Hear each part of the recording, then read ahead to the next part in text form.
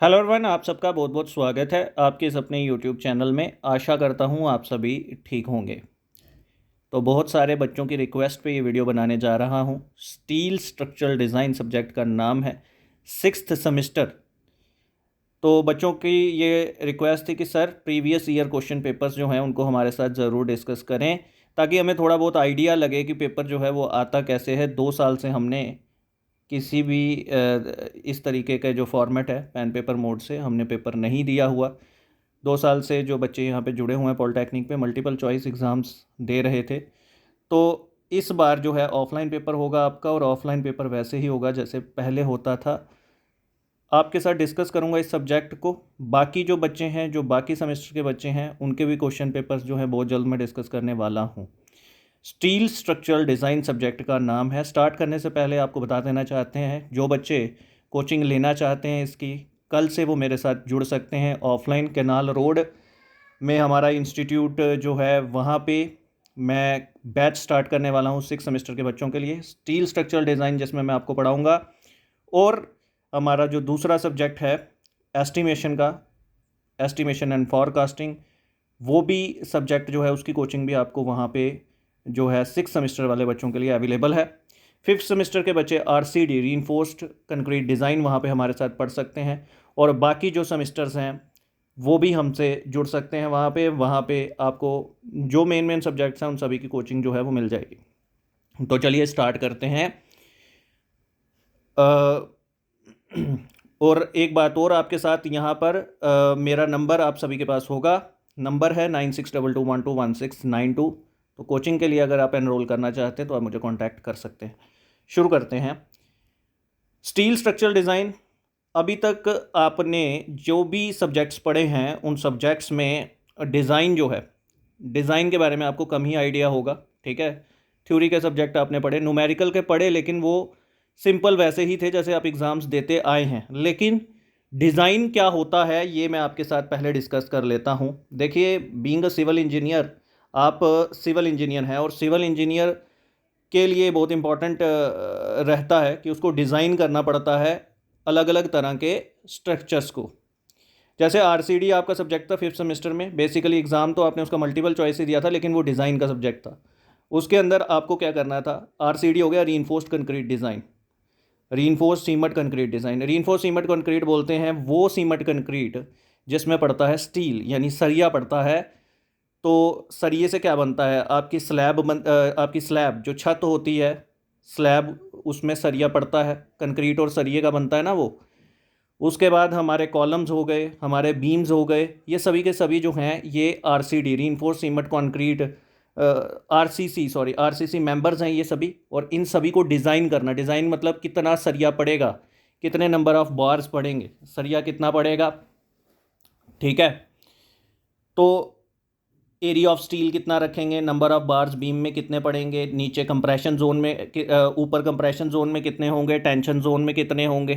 ठीक है, उसके बाद उसमें स्पेसिंग कितनी रखी जाएगी, यानी जो उसके अंदर जो बार्स पड़े हैं, स्लैब के अंदर अगर आपने बार डाले हुए हैं, स्लैब 1 वे स्लैब है या 2 वे स्लैब है, यानी दोनों तरफ मेन बार डालने हैं, या एक तरफ मेन बार डालना है और दूसरी तरफ डिस्ट्रीब्यूशन बार डालना है। ये सारा का सारा हम एनालाइज करते हैं पहले, और उसके बाद यही है सारा डिज़ाइन का पार्ट। ठीक है, तो ये था आपका आरसीडी। लेकिन स्टील स्ट्रक्चरल डिज़ाइन क्या होते हैं, सबसे पहले तो आपको पता होना चाहिए कि स्टील स्ट्रक्चर्स क्या होते हैं। स्टील के स्ट्रक्चर्स आपने मोबाइल टावर्स देखे होंगे। ठीक है, मतलब सिविल इंजीनियर का सिर्फ ये नहीं है कि आरसीसी से ही काम है, उसका वो हर मटेरियल के साथ काम है जो स्ट्रक्चर के को बनाने के काम आता है। और आपको बता देना चाहता हूँ, स्टील बहुत इंपॉर्टेंट, कंक्रीट के बाद स्टील ही है जो सिविल इंजीनियरिंग में सबसे ज़्यादा इस्तेमाल होता है मटेरियल। ठीक है, तो कौन सा स्टील के जो मोबाइल टावर्स आपने देखे होंगे, मोबाइल टावर्स आप देख रहे हो, mobile tower different steel members जो होते हैं, जिसमें एंगल सेक्शन होती है, चैनल सेक्शन होती है, आई सेक्शन होती है, टी सेक्शन होती है, उन सभी सेक्शंस को जोड़कर, ठीक है, उनको एक दूसरे के साथ उनकी फैब्रिकेशन की जाती है, और उनको फैब्रिकेट करके उनको जोड़ के उसके बाद हमारा जो है स्ट्रक्चर तैयार किया जाता है। ठीक है। तो बड़ी जगह पे आपने स्टील के स्ट्रक्चर्स देखे हैं, जैसे आपके स्टेडियम कभी आप गए होंगे तो स्टेडियम के अंदर आपने बड़े बड़े ट्रसेस देखे होंगे और ट्रसेस के ऊपर बड़े सा टीन डाला होता है। ठीक है। ट्रस में कॉलम या बीम के ऊपर रेस्ट करवाया होता है।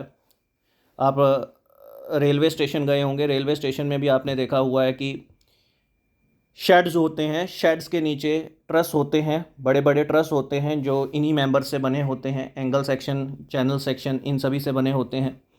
तो इसके बाद अगर आप वैष्णो देवी गए तो वैष्णो देवी में भी अगर आप देखेंगे, जब आप रास्ते में चढ़ते हैं तो आपको यही शेड्स दिखेंगे, यही स्ट्रक्चर्स दिखेंगे।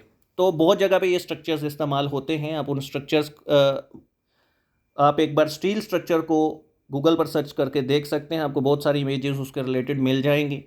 ये आपका स्टील स्ट्रक्चर, और इसमें हम पढ़ेंगे कि कैसे डिज़ाइन किया जाता है हमारे स्टील स्ट्रक्चर्स को। ठीक है। और इम्पॉर्टेंट इसमें कौन कौन से चैप्टर्स हैं उसको मैं आपके साथ डिस्कस करने जा रहा हूँ। सबसे पहले तो इसने इंट्रोडक्शन में से ही एक सवाल आपसे पूछना है। ठीक है। थ्योरी के सवाल वो इंट्रोडक्शन से पूछेगा, तो इंट्रोडक्शन को छोड़ना मत।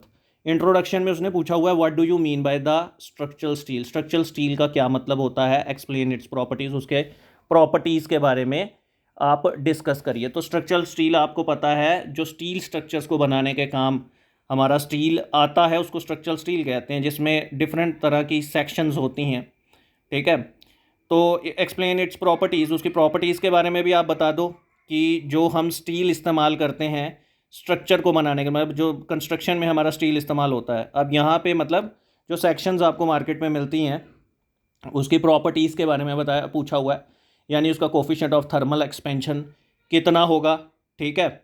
उसके बाद उसकी मॉडुलस ऑफ इलास्टिसिटी कितनी होगी, उसकी जो ये सारी की सारी प्रॉपर्टीज़ जो हैं वो आपसे पूछी गई हैं। तो स्ट्रक्चरल स्टील क्या है, ये सबसे पहले पेज पे ही आपको ये दिख जाएगा। उसके बाद describe different rolled steel sections and there uses.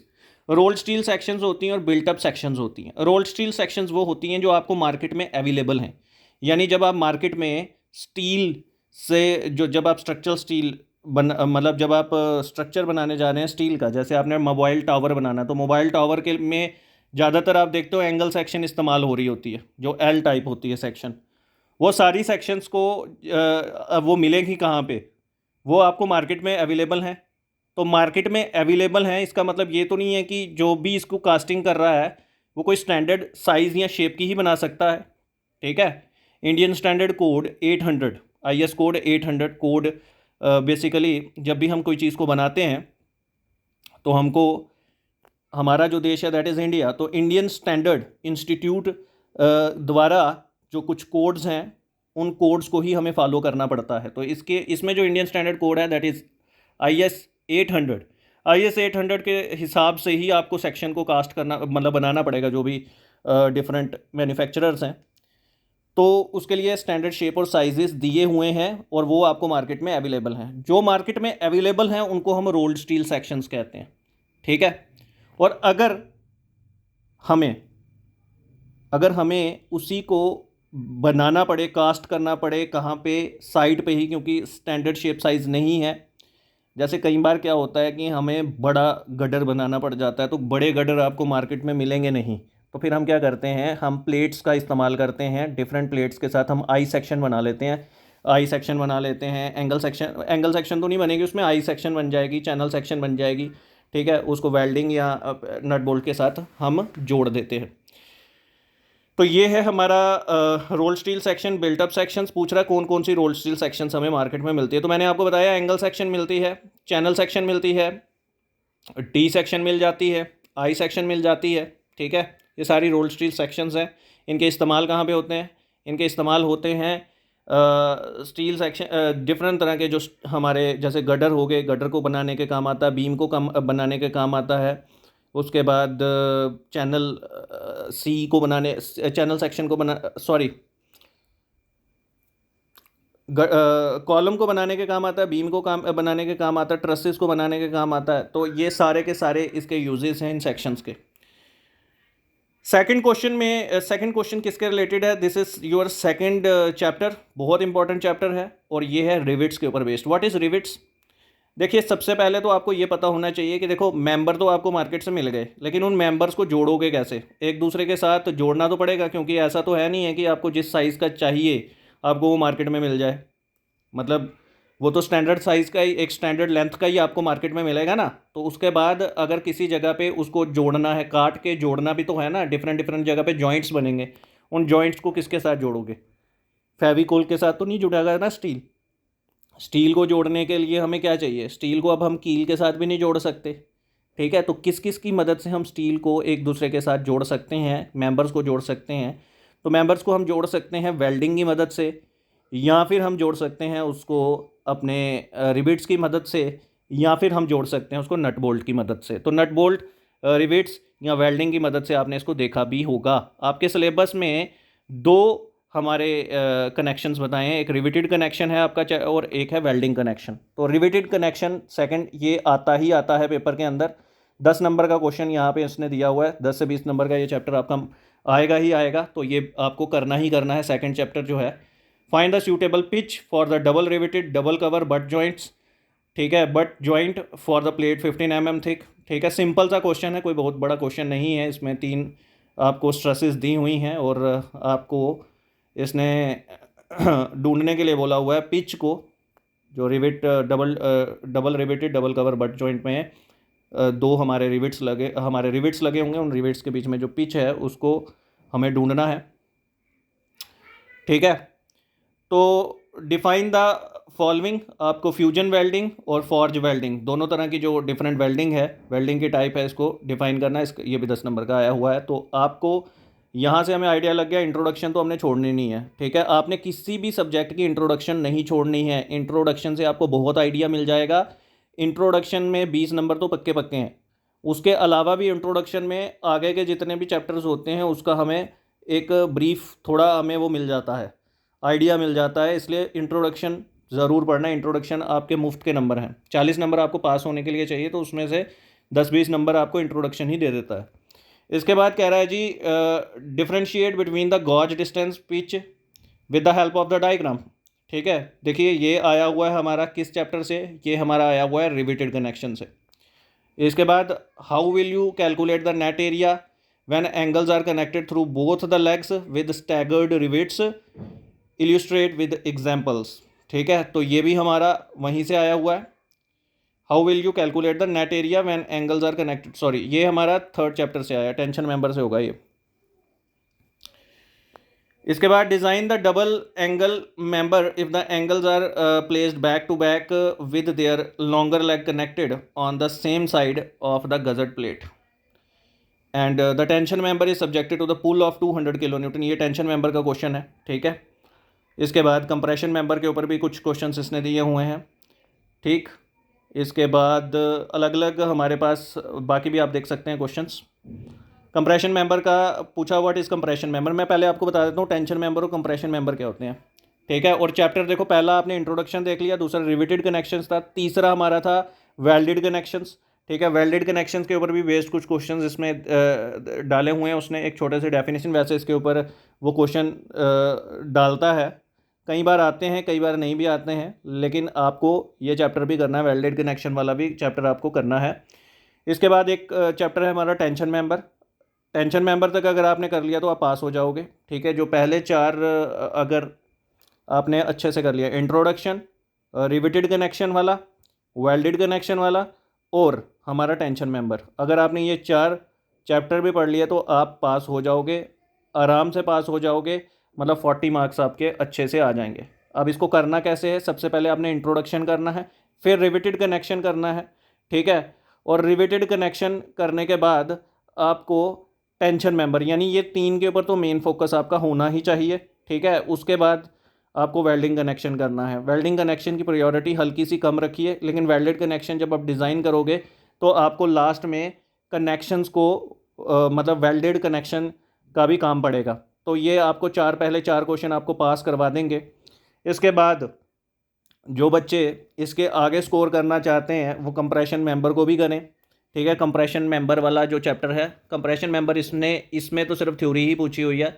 और पिछले कुछ सालों से मैं बता दूं आपको, 2018-17 यहाँ से कुछ पेपर को बनाने का इनका थोड़ा सा पैटर्न बदल चुका है। पहले इनका जो था ज़्यादा न्यूमेरिकल के ऊपर ये फोकस करते थे, लेकिन अब कई बार ऐसा हुआ है, जैसे आरसीसी में कई बार ऐसा हुआ है कि न्यूमेरिकल डाले ही नहीं गए, सारे के सारे थ्योरी ही डाल दी गई।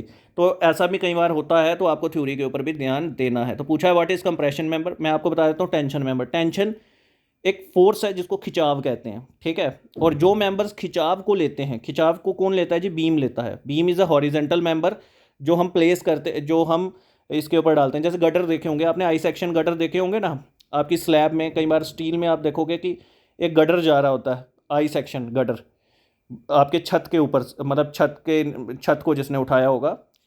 तो ये जो गटर है जो आपको